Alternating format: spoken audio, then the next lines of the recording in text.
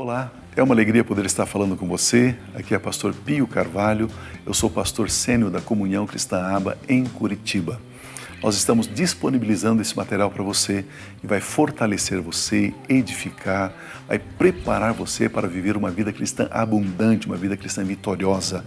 Você vai ter um louvor e logo a seguir uma mensagem, a mensagem que nós gravamos nos nossos cultos aqui. Todos os domingos nós temos aqui culto pela manhã às 9h30 e também às 18 horas. Abra o seu coração, receba a palavra, seja fortalecido, continue abençoado em nome de Cristo Jesus. Amém.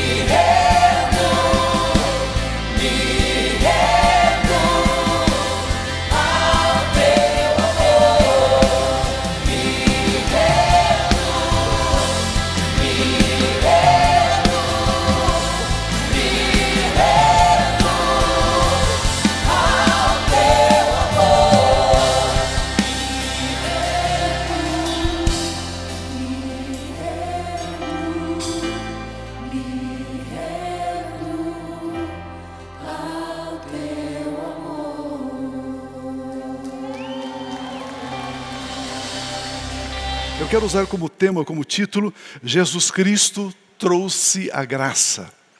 Jesus Cristo trouxe a graça.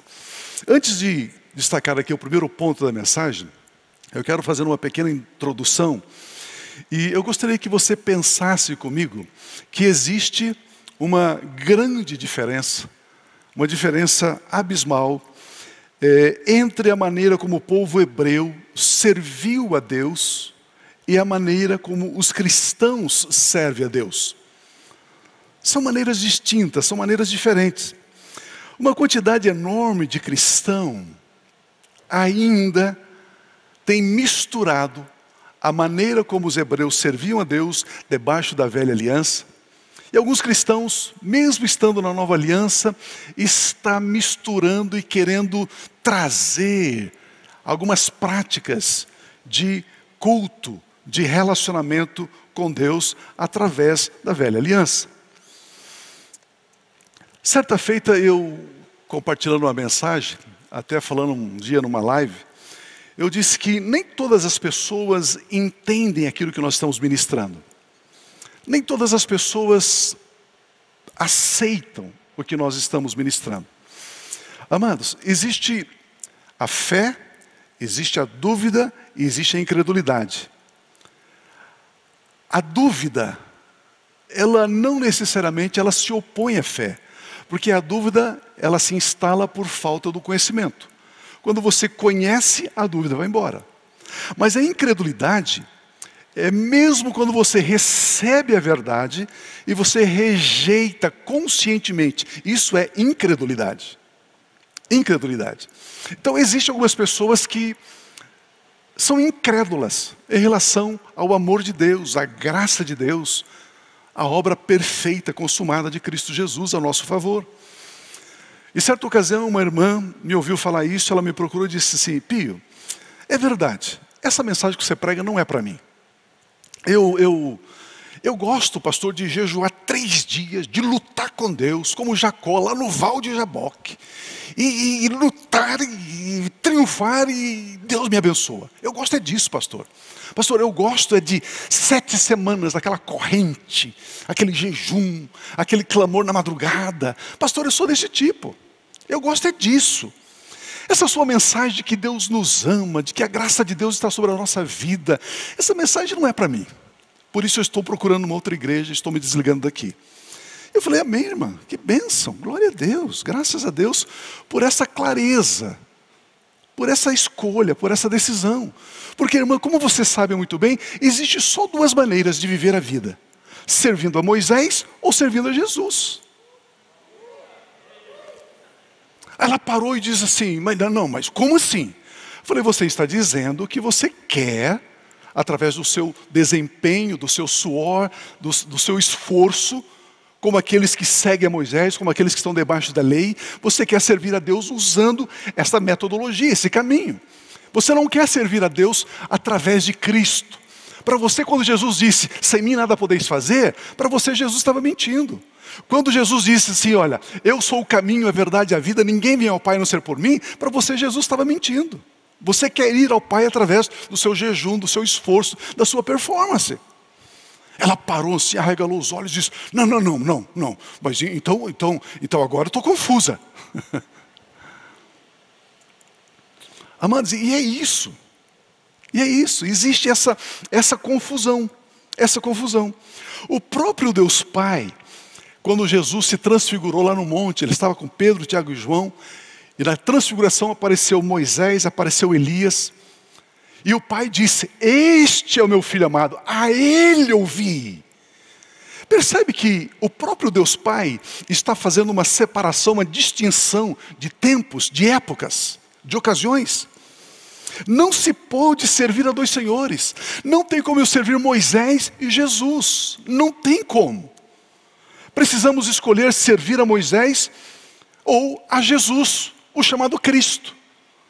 Pilatos perguntou certa feita, o que vocês vão fazer de Jesus chamado Cristo?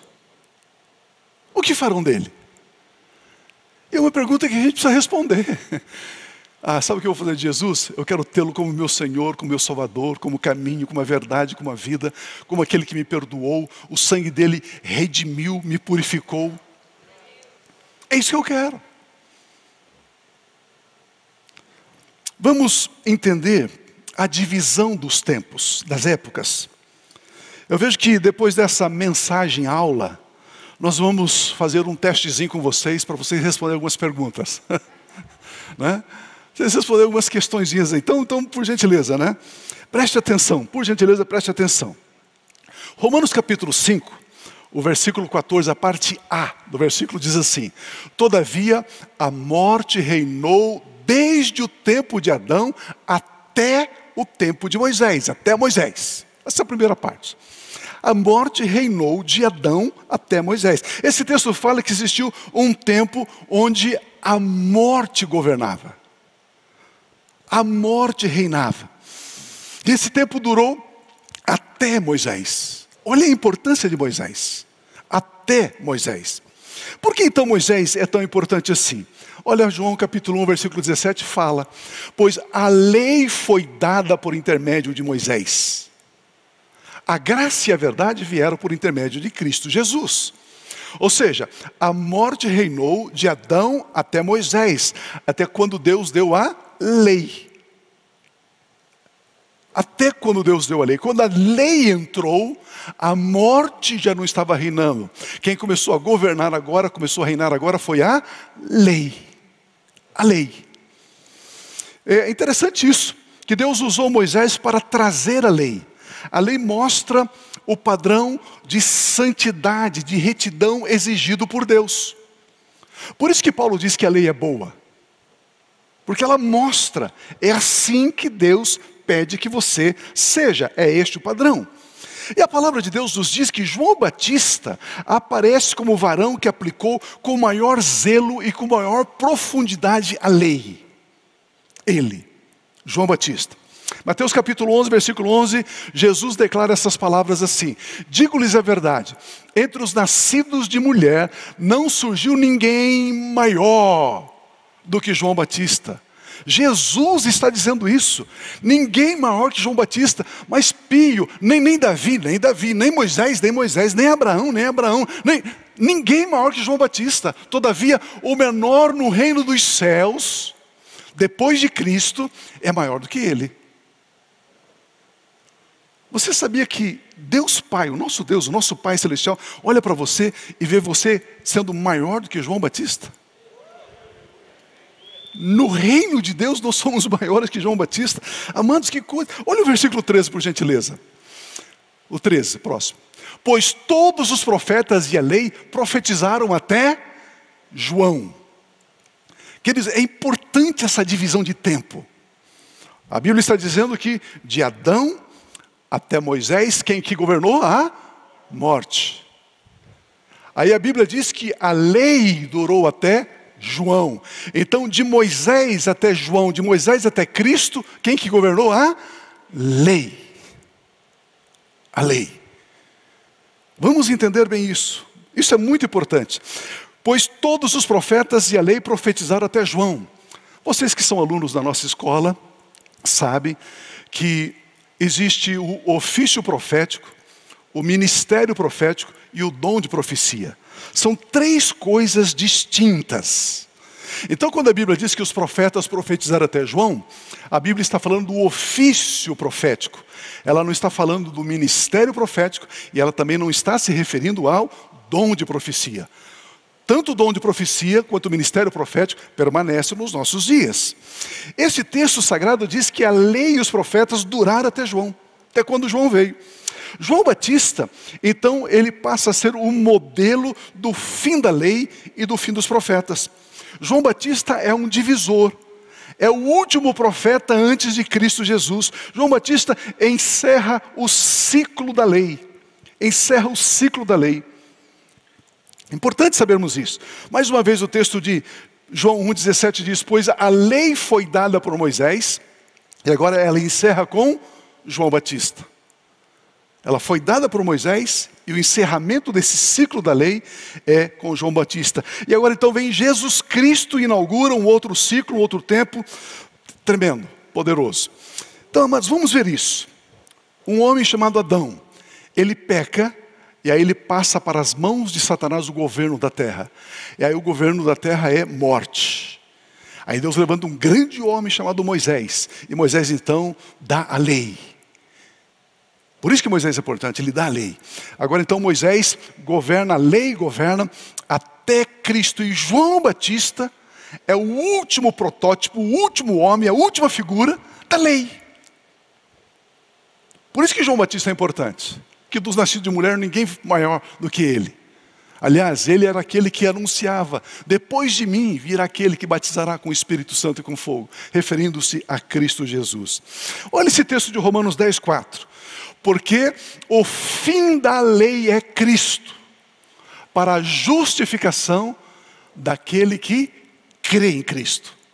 Se eu creio em Cristo, eu sou justificado por crer em Cristo.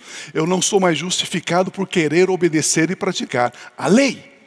Justificado é aquele que é declarado justo, sem dívida, sem culpa, perfeito. Como é que eu e você somos declarados por Deus justos, perfeitos, santos, por crermos em Cristo e não mais pela prática da lei?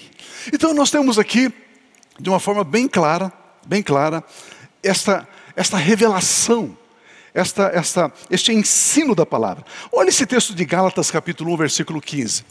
Nós judeus, Paulo estava falando para Pedro, o apóstolo Pedro. Ele diz assim: Pedro, nós judeus de nascimento e não gentios pecadores,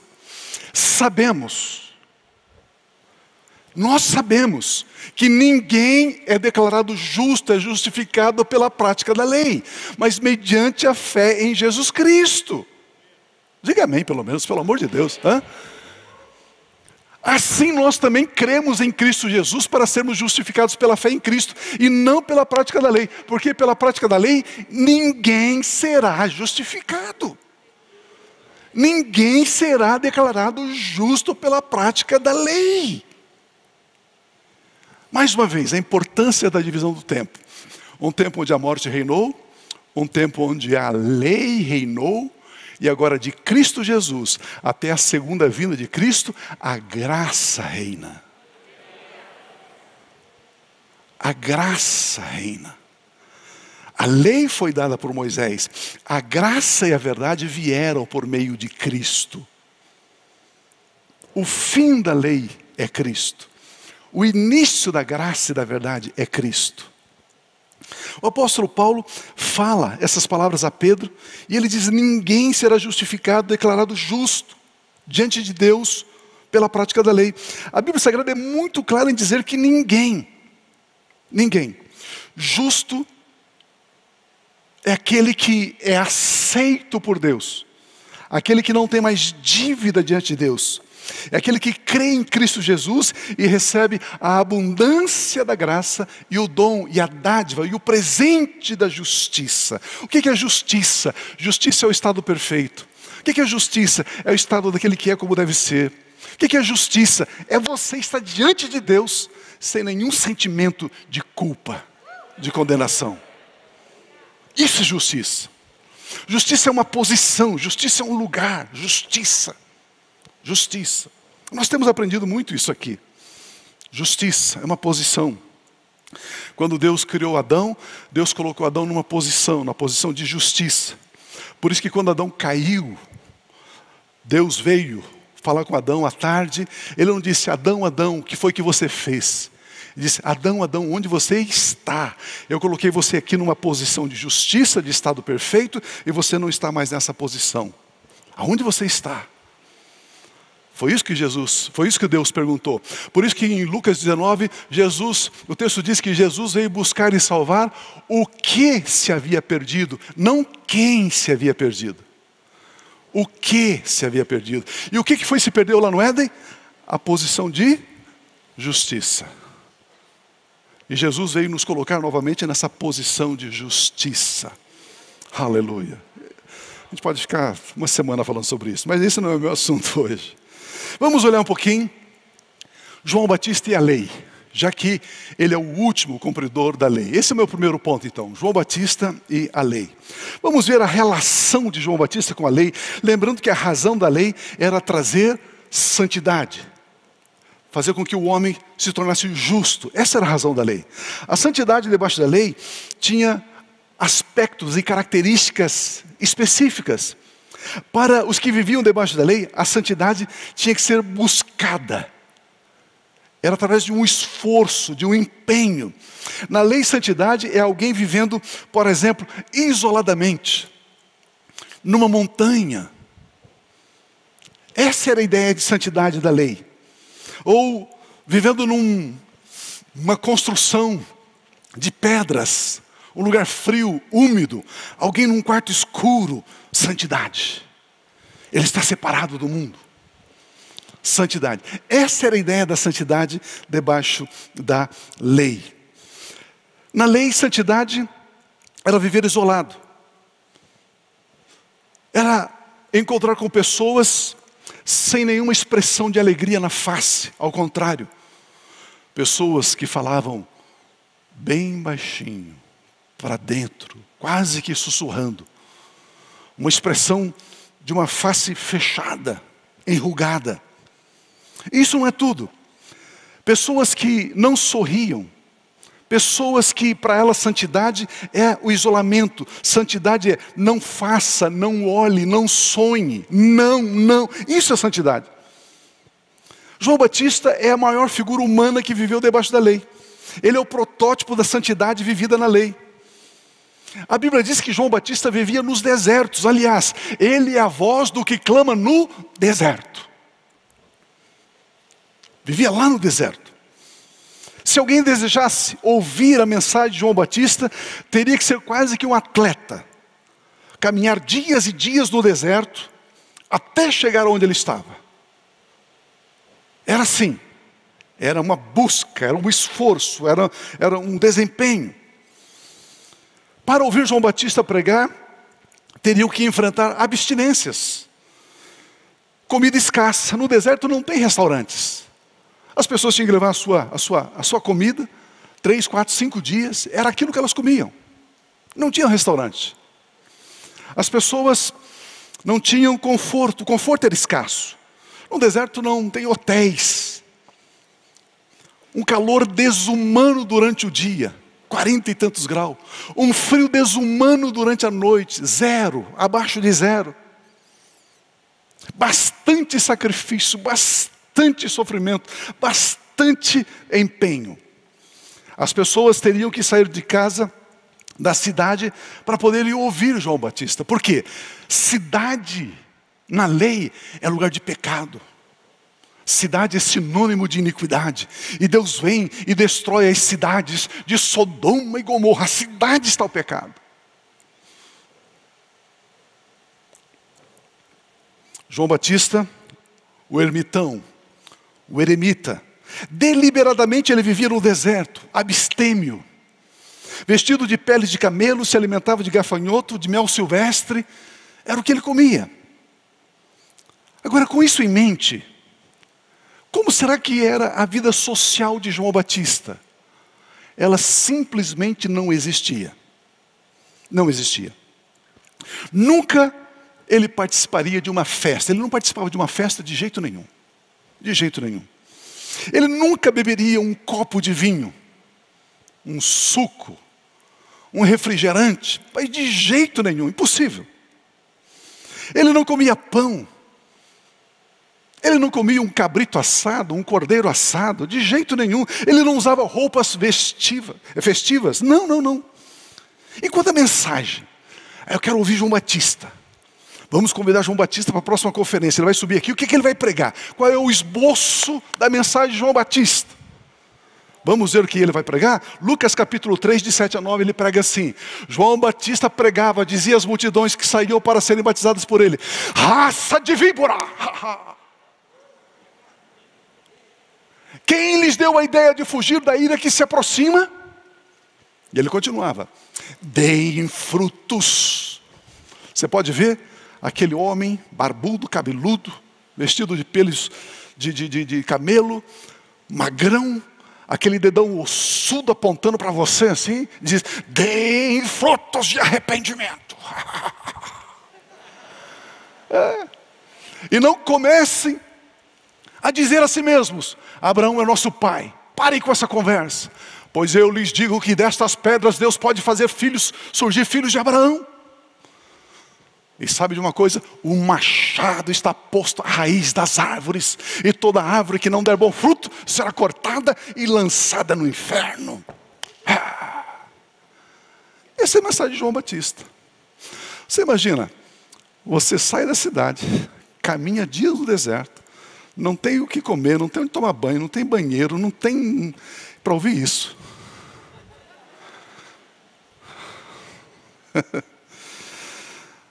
A sua mensagem sempre apontando a fraqueza humana e o que os homens deviam fazer. Ele revela a severidade, a dureza e a exigência da lei. Para João Batista, fruto não era natureza, fruta era esforço.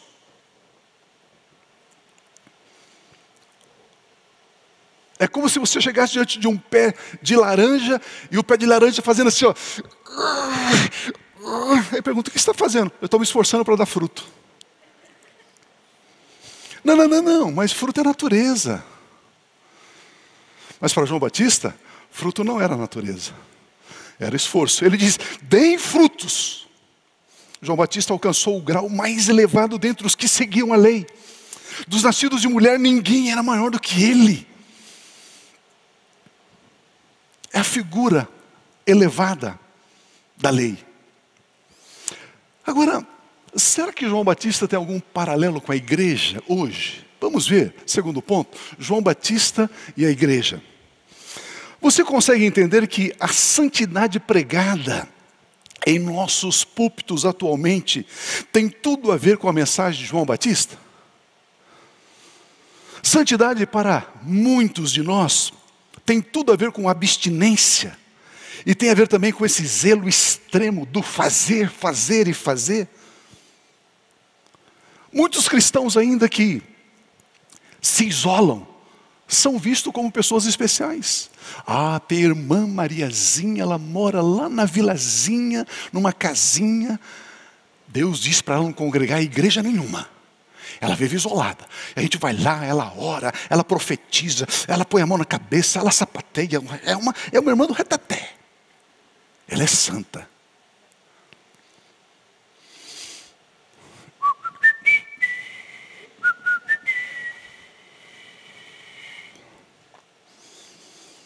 Os que não usam, os que não comem, os que não bebem, são vistos como santos.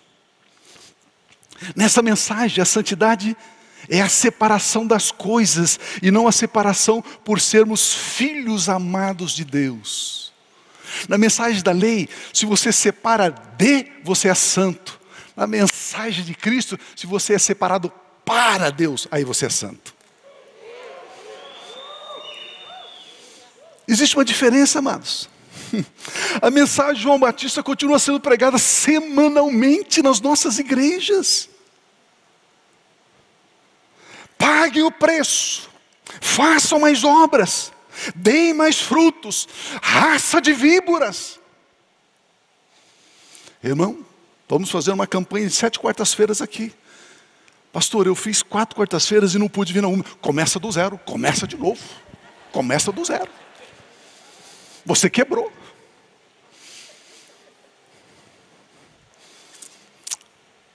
A mensagem de João Batista, o ministério de João Batista. A necessidade de pagar o preço, a necessidade do esforço, fazer para merecer, jejuar para mover Deus. Vamos fazer 21 dias de jejum, vamos mover Deus.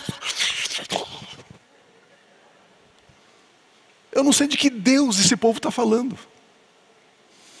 O meu Pai Celestial, que me amou quando eu estava morto em delitos e pecados e me deu vida com Cristo? Não, não é desse Deus que eles estão falando.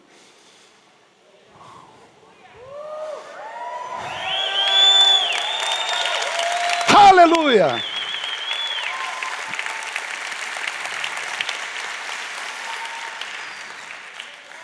A mensagem que você tem que vender o seu carro, colocar o dinheiro todo aqui no altar para Deus abençoar você?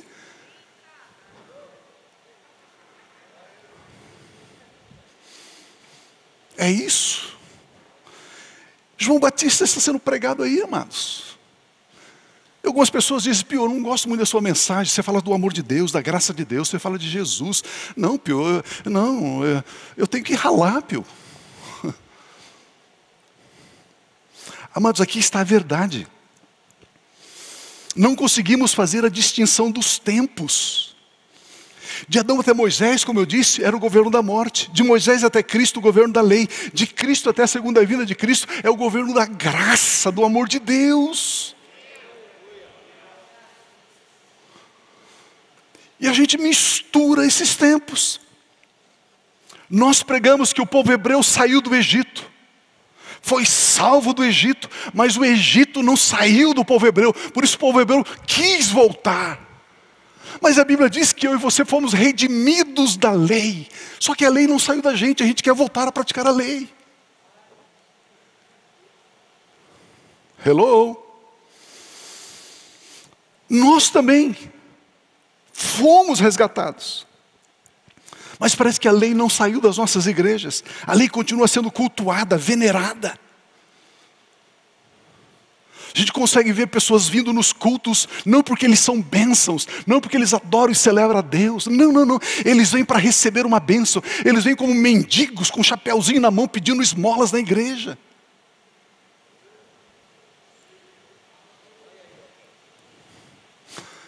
Quantos vieram essa noite aqui para receber uma bênção? Não levante a mão, pelo amor de Deus.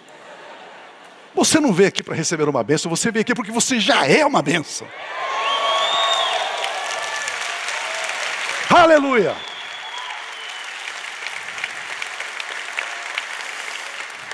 Querido, Jesus Cristo disse: sem mim nada podeis fazer. Mas nós insistimos em querer fazer as coisas para merecermos, sem Ele.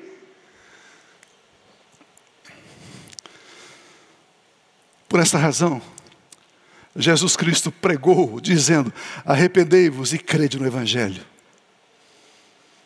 Quando João Batista foi preso, quando João Batista foi decapitado, Jesus começa o ministério dele dizendo: ei, mude a sua mente. A palavra arrependimento é metanoia, mudança da sua mente. Você cria desse jeito, agora muda a sua mente. Abre-se, tenha uma disposição para crer numa boa notícia. Boas novas. Eu sei o que você está pensando. Você está pensando: Pio, você tem certeza que você vai pregar essa mensagem para pastores? Tenho. Tenho.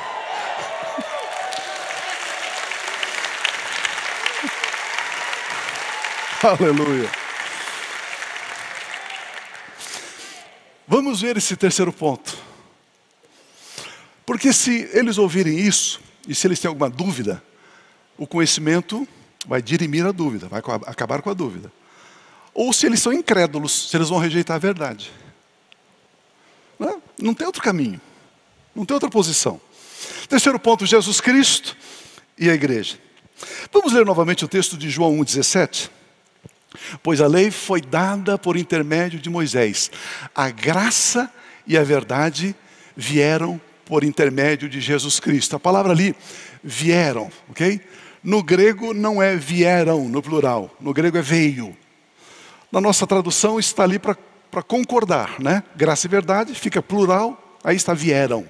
Mas no original grego está escrito assim, a graça e a verdade veio por meio de Cristo. Porque graça é uma pessoa, verdade é a mesma pessoa. Por isso no grego diz que a graça e a verdade veio por meio de Cristo Jesus. A realidade é que nós temos misturado o ministério de Moisés e o ministério de Cristo Jesus. Esse texto separa totalmente. A lei foi dada por Moisés, lei é igual a Moisés, graça e verdade é igual a Jesus Cristo. A diferença entre Jesus e Moisés é que a lei foi dada através de Moisés. A graça e a verdade veio, não foi dada, veio por meio de Cristo. Ou seja, a lei não é Moisés, Moisés não é lei, ele deu a lei. Mas a graça é Cristo, a verdade é Cristo. Sem Jesus Cristo não existe a graça, não existe a verdade. Aleluia! Moisés ele deu, Jesus Cristo ele trouxe. É diferente. É diferente. Você pode dar alguma coisa para alguém e mandar entregar pelo correio. Agora quando você traz, quando você vem com a coisa e você estende aquilo para alguém, você trouxe. É diferente. Agora considere o que acontece. Em cada passo, Jesus deliberadamente começou a destruir o conceito de santidade construído pela lei. Intencionalmente. Em Marcos capítulo 6, versículo 6, diz assim, e ficou admirado com a incredulidade deles. Jesus estava pregando, e ele ficou admirado com a incredulidade das pessoas. Então Jesus passou a percorrer os povoados, as cidades, os vilarejos, ensinando. Ao contrário daqueles que estavam debaixo da lei, em oposição à lei, a graça não aceita o isolamento, o ostracismo. A graça mergulha em meio às multidões. Jesus vai aonde as pessoas estão. Ao contrário de João Batista, as pessoas tinham que vir aonde João estava. O texto diz que Jesus começou a percorrer as cidades e os povoados. Ele ia onde as pessoas estavam. O que está acontecendo aqui é que Jesus está dando uma oportunidade às pessoas. Na lei, as pessoas buscam ser abençoadas. Na graça, as bênçãos buscam as pessoas. Jesus ia onde as pessoas estavam e abençoava as pessoas. Na lei, as pessoas corriam atrás da bênção. Na graça, a bênção corre atrás das pessoas.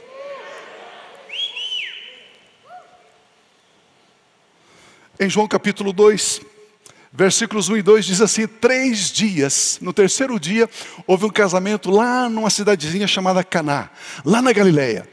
A mãe de Jesus estava ali, fora convidada. Jesus e os seus discípulos também haviam sido convidados para o casamento. Ao contrário de João Batista, que não aceitava convites para festas, Jesus vai à festa de casamento. Ele chega lá, sorrindo, tranquilo, feliz. Num determinado momento diz assim, ei, Senhor, acabou o vinho. Acabou o vinho? Não tem problema não. Vamos transformar água em vinho. Você pode imaginar isso? A lei, ela transforma o pão em pedra. Na graça, transforma a pedra em pão. Mas é diferente. É um outro tempo. Por isso que tem que ter uma mudança de mente para a gente poder receber isso aqui. Jesus, ele transforma água em vinho. Ele bebe vinho, ele come o carneiro assado, ele come um cordeiro ensopado, ele come pão, ele come peixe. A lei não aceita os convites. Não aceita, rejeita os convites. A graça espera ser convidada e recebida. Lucas capítulo 19, versículo 5. Diz assim: quando Jesus chegou àquele lugar, você conhece a história de Zaqueu? Você conhece? Quando Jesus chegou àquele lugar, olhou para cima e disse: Zaqueu, desça depressa, eu quero ficar em sua casa hoje. Queridos, ele levanta os olhos, vê aquele homenzinho ali enroscado nos galhos daquela árvore. Ele diz: Zaqueu. Chamou pelo nome. Zaqueu. Desça depressa, Zaqueu. Eu quero lhe dar um abraço. Eu quero jantar na sua casa. Jesus Cristo trouxe a graça e a verdade. Por isso a graça não recua. Ela não rejeita a amizade de ninguém. Jesus Cristo se oferece para jantar e dormir na casa desse perverso cobrador de impostos. Zaqueu não havia convidado Jesus para ir à sua casa. A graça se disponibiliza, ela se doa, ela se autoconvida, ela diz: ei, eu estou aqui, me aceite, me receba. É interessante que ele vai na casa de Zaqueu, ele vai na casa dos fariseus, ele vai na casa do centurião romano, nos ricos, nos pobres, nos cegos, nos leprosos, nas prostitutas, cobradores de impostos. O círculo da amizade de Jesus era o mais eclético possível. Os que querem praticar a lei passam longe dessas pessoas, mas a graça se mistura com essas pessoas.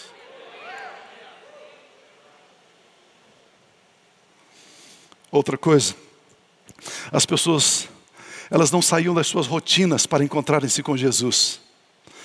Jesus ia até onde elas estavam.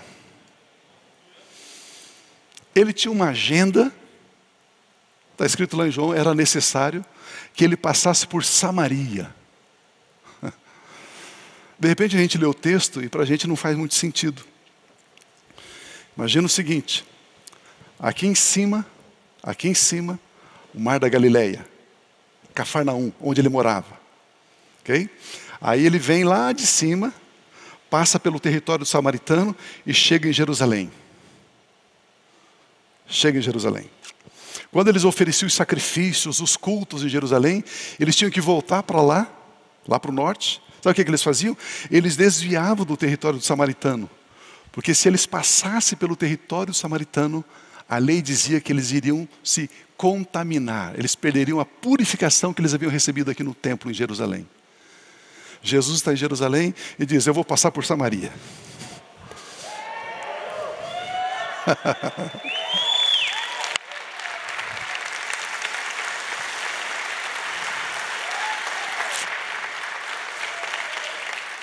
Uau! Queridos, é lindo demais, é gostoso demais. E ali, ele se assenta a um poço de Jacó e vem uma mulher tirar água. E ele começa a conversar com essa mulher. Ele puxa um papo com ela. Ele começa a conversar com a mulher. A agenda dele, a agenda divina, a agenda da graça passa por Samaria. A agenda da graça passa num centro de umbanda de macumba. A agenda da graça passa no palácio do governo, passa na prefeitura. A agenda da graça não escolhe roteiro.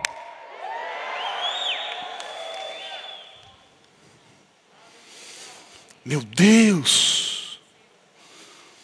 Ele tinha uma agenda em Jericó. Ele passando por Jericó, alguém grita: Jesus, filho de Davi, tem misericórdia de mim. Ele diz: manda bem, traga esse rapaz aí. O que você quer que eu te faça? Senhor, eu sou cego, eu quero ver. Veja, rapaz, começa a ver. Ele tinha uma agenda para abrir os olhos do filho de Timeu. Ele tocava leprosos. Ele foi tocado por uma mulher que tinha um fluxo de sangue, uma mulher que era considerada impura pela lei.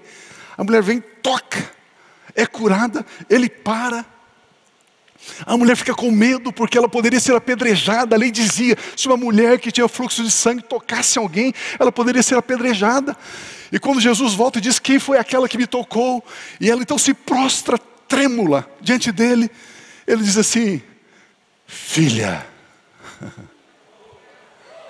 filha, a tua fé te salvou. Vá em paz, ser curada.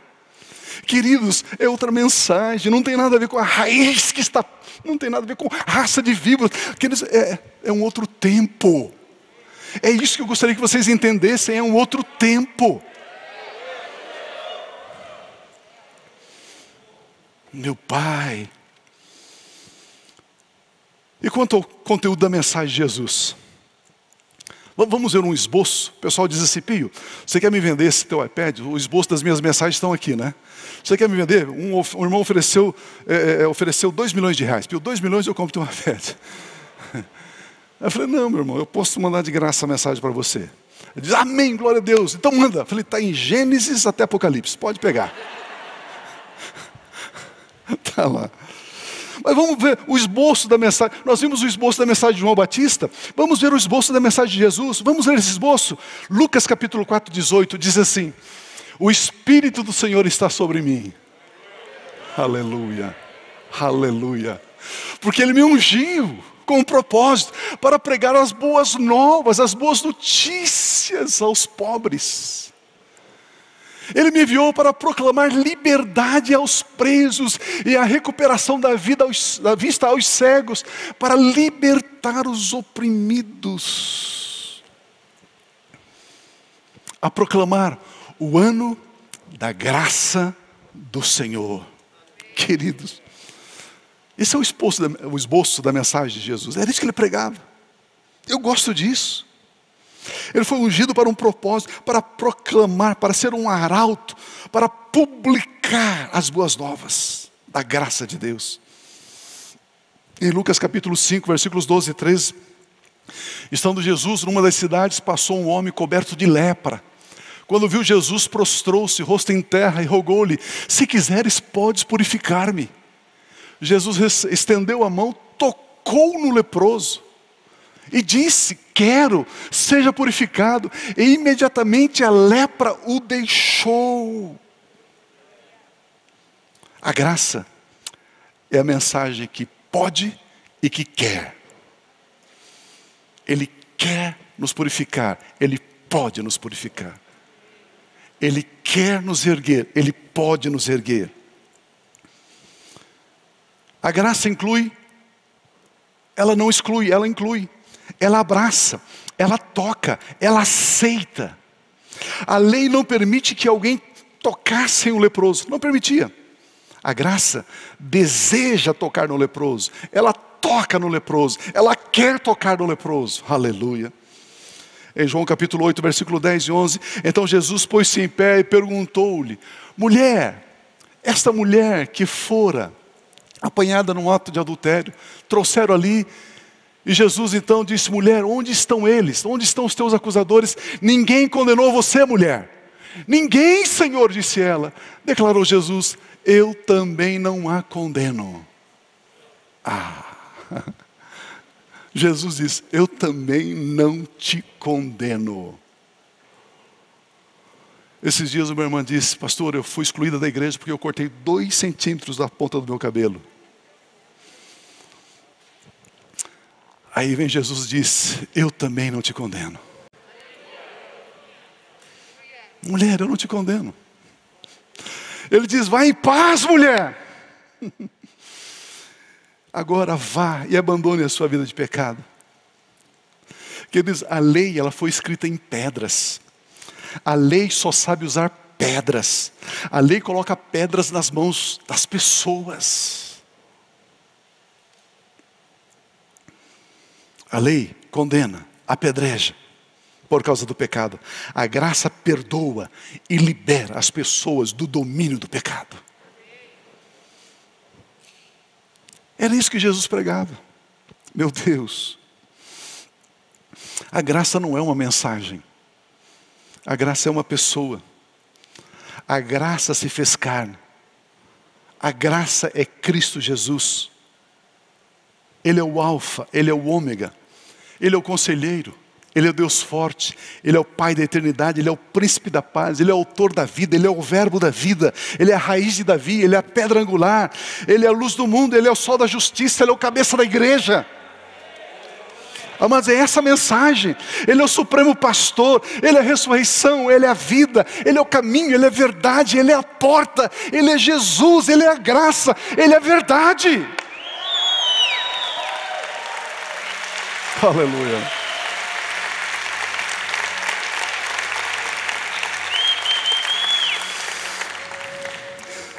A graça e a verdade vieram por meio de Cristo Jesus.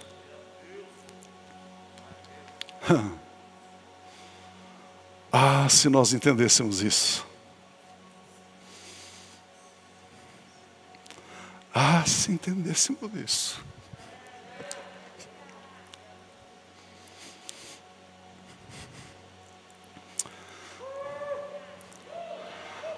Aleluia.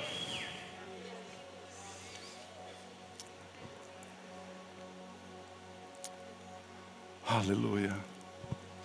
Há 26 anos atrás, eu e a Rose começamos pregando isso. Fomos impelidos a crer na graça encarnada.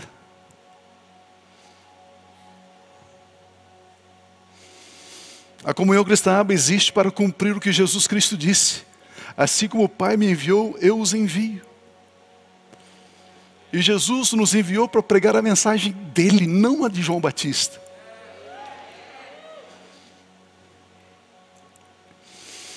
E nesses 26 anos, tivemos pedradas, traições, incompreensões. Mas, amados, isso não importa. Sabe por quê?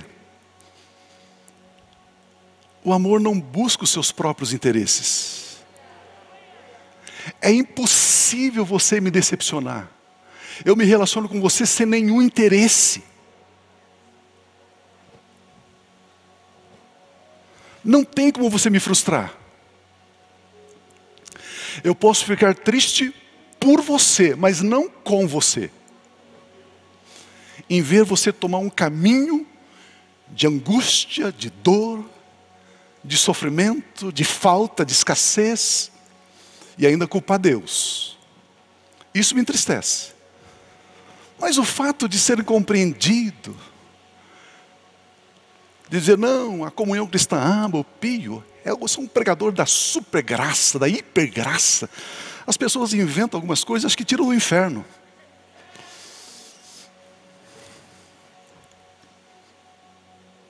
E nós seguimos. E nós seguimos. Ainda hoje a Luísa estava compartilhando comigo que alguém de dentro de uma penitenciária mandou um recado, e o recado chegou e tal, dizendo: agradeça ao pastor Pio, tenho ouvido ele, isso tem mudado a minha vida. Aleluia. Aleluia. Eu recebi um e-mail, e o e-mail diz assim: pastor, há alguns meses eu achei você no YouTube, e de repente eu comecei a ouvir as suas mensagens, e aquilo foi impactando, e eu pensei, se esse pastor fala a verdade, o que eu aprendi até agora é mentira. Fiquei em conflito, fiquei agitada, não sabia o que fazer. Chamei o meu marido, e ele começou a ouvir, e ele disse, ele só fala a Bíblia. De repente o meu filho chega para mim e diz assim: mamãe, eu preciso abrir algo com você. Eu fiz uma opção sexual, eu vou viver com outro homem. Ela falou assim, aquilo para mim foi um momento de muita angústia, tristeza. Mas eu ouvia você e dizia, Deus, eu confio em Ti. Pastor, agora passou 1 ano e pouquinho. Meu filho voltou e disse, mãe, eu estou ouvindo o Pio. E sabe de uma coisa? Eu descobri quem eu sou. Eu estava vivendo o que eu não sou. Mas agora eu sei quem eu sou. E por isso eu abandonei essa minha prática.